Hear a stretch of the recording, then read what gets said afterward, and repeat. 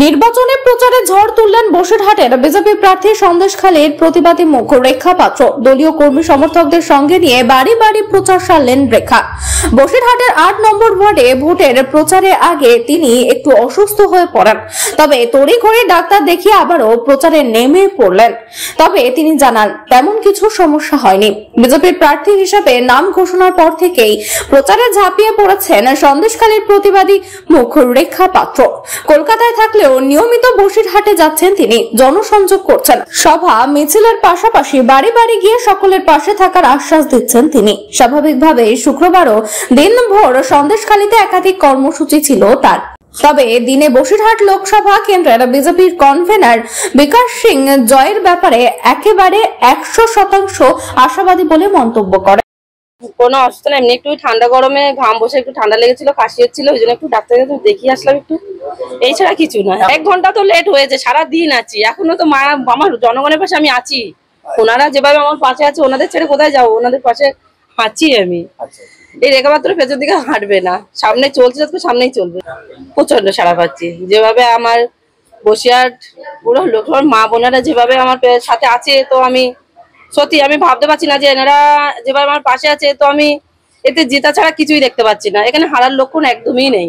কাছে কাছে ঘুরছি, ওনাদের বাড়িতে বাড়িতে যাচ্ছি, তত আরো আশা বেড়ে যাচ্ছে, ওনাদের প্রতি শ্রদ্ধা ভালোবাসা বেড়ে যাচ্ছে, ওদের আশীর্বাদ সত্যি অতুলনীয় যোগ্য।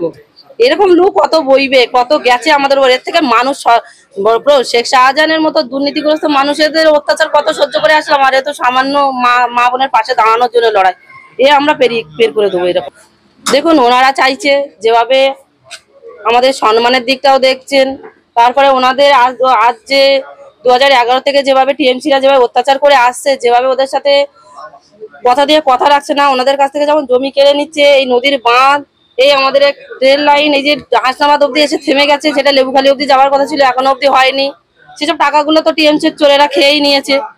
এইগুলো ওনাদের আবেদন, এইগুলো যেন হয়। তো আমি ওনাদের ঘরের মেয়ে, আমি অবশ্যই ওনাদের পাশে থাকবো, আর এগুলো যাতে হয়। আর সুন্দরবন পর্যটনে যত মানুষ যায় তাদের জন্য একটা সুরক্ষার ব্যবস্থা করব, একটা নদীর একটা ব্রিজের ব্যবস্থা করব। অবশ্যই সেটা আমাদের জনগণের কাজে লাগবে। সেটা হয়তো সেখানে সবাই ব্যবহার করবে, শত্রু মিত্র সবাই মিলেই ব্যবহার করবে, তাতে সবাই খুশি হবে, আমিও খুশি হব। তারা শত্রুতা করেছে বলে যে আজকে আমাদের সাথে পথে চলতে পারবে না তা নয়, আমরা সবাইকে নিয়েই রাস্তা চলতে চাই, আমাদের পথটা সবাইকে নিয়েই চলতে চাই।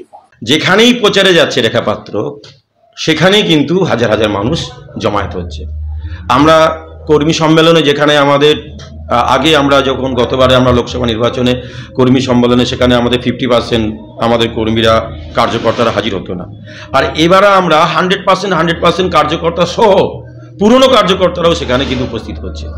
তো যেখানেই যাচ্ছে সেখানেই দেখুন রেখাপত্রের জন্য সাধারণ মানুষ বাড়ি থেকে বেরিয়ে এসে তাকে আশীর্বাদ করছে। 100% এ নিয়ে আমাদের কোনো নেই, দ্বিমত নেই। বসিরহাট লোকসভা বিজেপি জিতছে। বিকাশ সিং, আমি বসিরহাট লোকসভার বিজেপির কনভেনার।